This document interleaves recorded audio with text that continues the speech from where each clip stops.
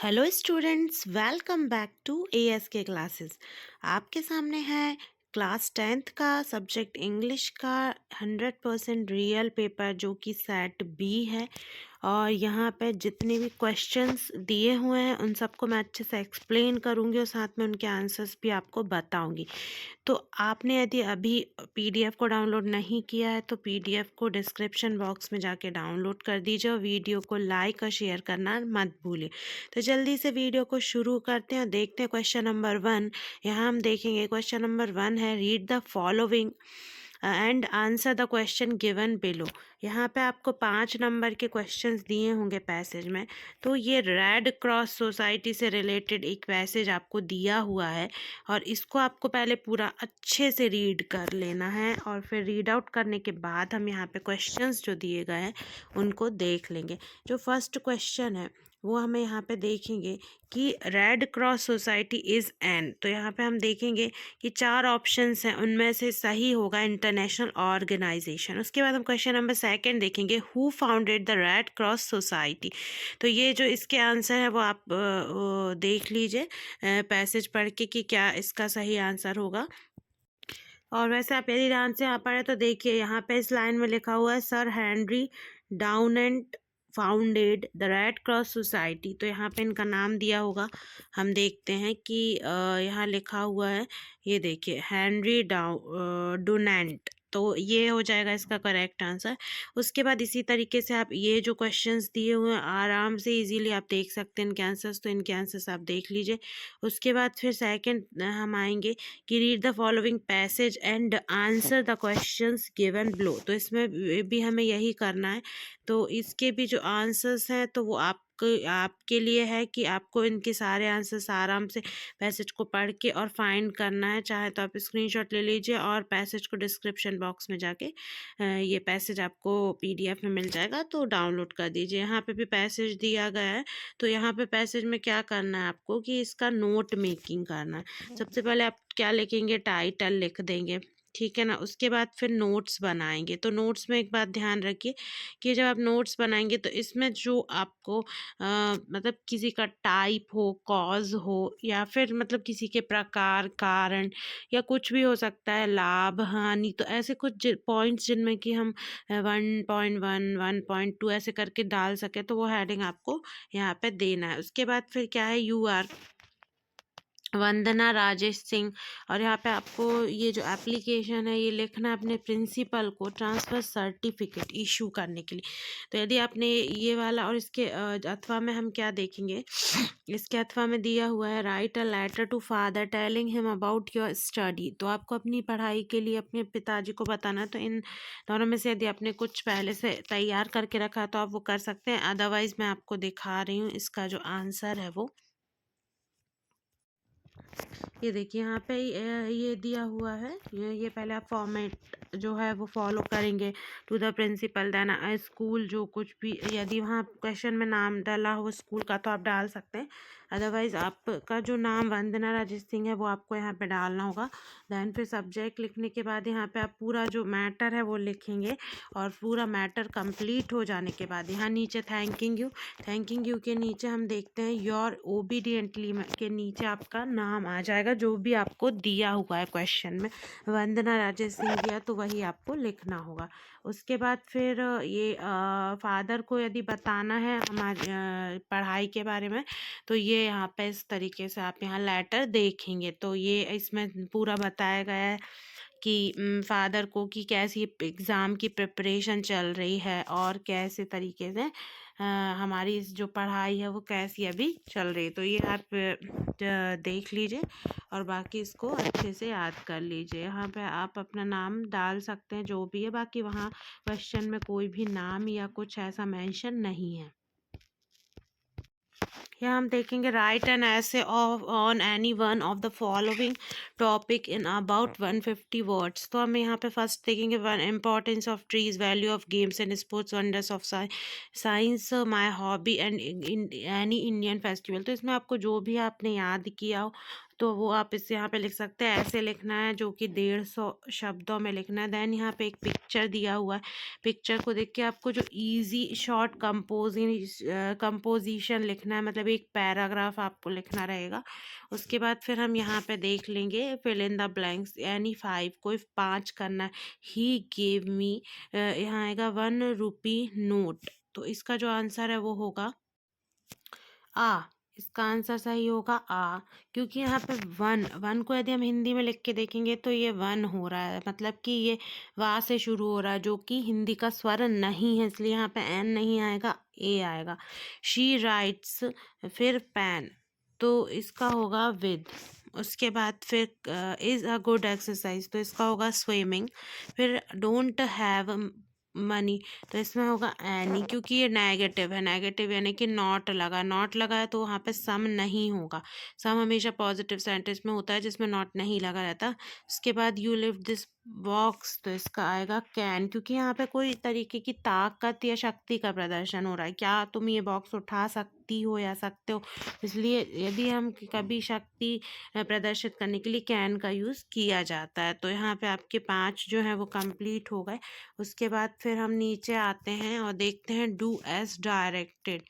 तो do as directed में हम देखेंगे कि शी राइट्स अ लेटर, तो इसको नेगेटिव करना है, तो शी के बाद डज नॉट लग जाएगा, डज नॉट, और उसके बाद राइट्स का हो जाएगा राइट, बाकी का एज इट इज़ होगा। तो टोटल क्या हो जाएगा, यदि हम इसको पूरा देखेंगे तो क्या बनेगा sentence, she does not right, और उसके बाद फिर आ लेटर, फिर होगा दे सैंग आ सॉन्ग, इसमें क्या करना है, पैसिव वॉइस में बदलना है।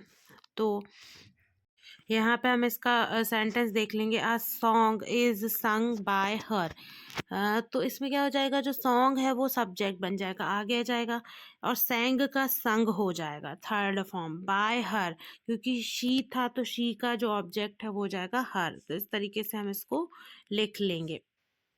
यहाँ हम देखेंगे Rohit is very weak, he can't run fast, तो रोहित इज़ वेरी, वेरी में होगा, यहाँ पे आ जाएगा रोहित इज़ वेरी की जगह सो वीक, वीक के बाद तुरंत आएगा दैट, और ये फुल स्टॉप जो है वो हट जाएगा। उसके बाद से हम शुरू करेंगे ही कांट रन फास्ट, तो मतलब सब वैसा ही का वैसे रहेगा, बस वेरी की जगह सो लगाना है, फुल स्टॉप जो है उसको हटाना है, और उस जगह पे दैट का यूज़ करना है, और फिर उसके बाद यदि ही का एच कैपिटल रहता है तो उसको स्मॉल करके आप सेंटेंस को कंटिन्यू करेंगे।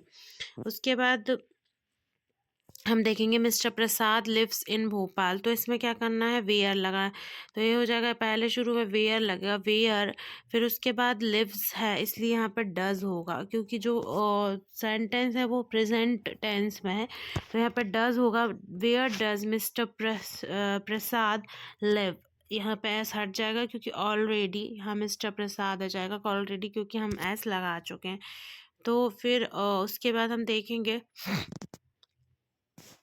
ही इज़ प्लेइंग क्रिकेट, तो इसका क्या हो जाएगा, ही हैज़ बी, इसका क्या होगा,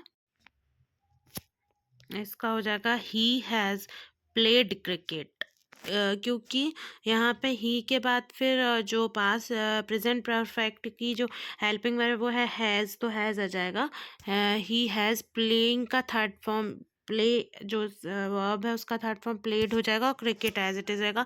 चलिए कंप्लीट हुआ। उसके बाद choose the correct alternative to answer the following question, what was the seagull afraid of, तो ये जो है ये क्वेश्चंस जो है वो टेक्स्ट बुक से आपको पूछे गए हैं, तो इनके आंसर्स आप टेक्स्ट बुक से देख लीजिए। देन फिर यहाँ पे एक पैसेज दिया गया, उसके आंसर्स भी आपको टेक्स्ट बुक में मिल जाएंगे।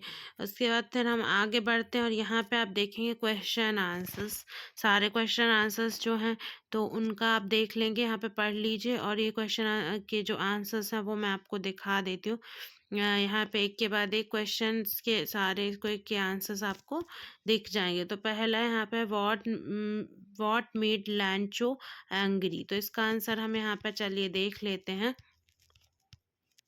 यहाँ पे ये है इसका आंसर, आप चाहें तो स्क्रीनशॉट ले सकते हैं, ये इसका आंसर है। उसके बाद लैंचो को गुस्सा क्यों आया, तो उसका ये आंसर यहाँ पे दिया हुआ है। उसके बाद फिर हम देखेंगे दूसरा question, what twin obligation does mandala mention, ये मंडेला मेंशन या जो भी था ये, तो उससे रिलेटेड ये क्वेश्चन है यहाँ पे। ये हम देखेंगे मंडेला मेंशंस के बारे में यहाँ पे है, तो इसका आप स्क्रीनशॉट ले सकते हैं।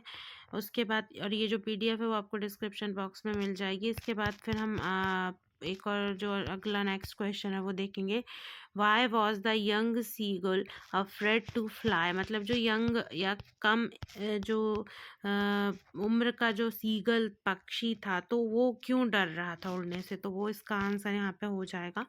उसके बाद फिर हम देखते हैं नेक्स्ट क्वेश्चन, तो नेक्स्ट क्वेश्चन में हम आते हैं और देखते हैं अगला क्वेश्चन क्या है। अगला क्वेश्चन यहाँ पे हमें मिलेगा, what does a jackfruit like appearance mean, तो ये यहाँ पे इसका जो आंसर है वो ये हो जाएगा।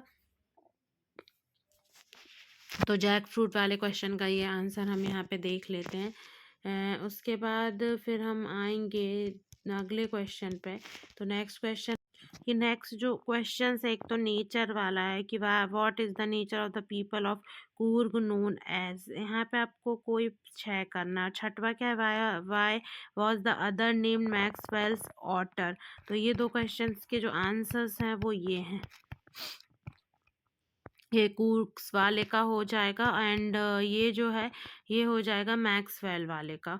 तो ये यहाँ पे आपका कंप्लीट होता है। और उसके बाद फिर लॉन्ग क्वेश्चंस भी यहाँ पे दिए हुए हैं, आप ऊपर पेपर देख के एक कर लीजिए, मैं आपको दिखा दे रही हूँ। ये वैली वाला एक क्वेश्चन है, उसका आंसर है।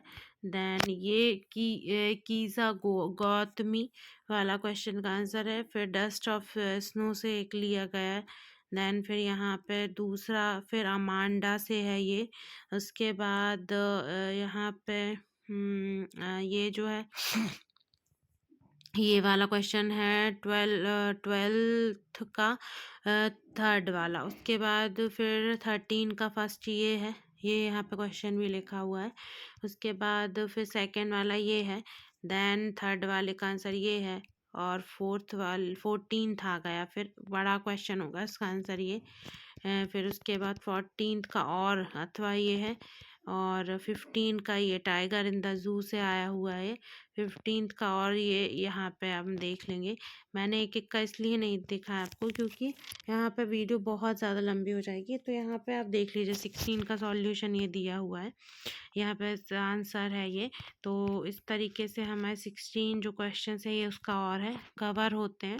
और आप वीडियो को मैं जो पीडीएफ दिखाएगा उसको डिस्क्रिप्शन बॉक्स में जाके डाउनलोड कर लीजिए एंड अपने पेपर की तैयारी अच्छे से करिए, मन लगाकर पढ़ाई कीजिए। और एएस की क्लासेस से आपको जो भी कंटेंट है, जो भी पेपर्स हैं वो प्रोवाइड होते रहेंगे। तो all the very best and thanks for watching this video.